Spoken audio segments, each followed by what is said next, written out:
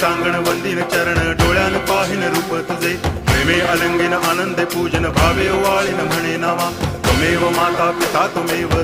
बंधुश्च सखा त्वमेव विद्या करुणं त्वमेव सर्वं मम देव कायेन वाचा मनसेन्द्रियैर्वा बुद्ध्यात्मना वा प्रकृति स्वभावात् करोमि यद्यत् सकलं परस्मै नारायणायति समर्पयामि अच्युतं केशवं रामनारायणं कृष्णदामोदरं वासुदेवं हरि गिरिधरं माधवं गोपिकावल्लभं जानकीनायकं रामचन्द्रं भजे हरे राम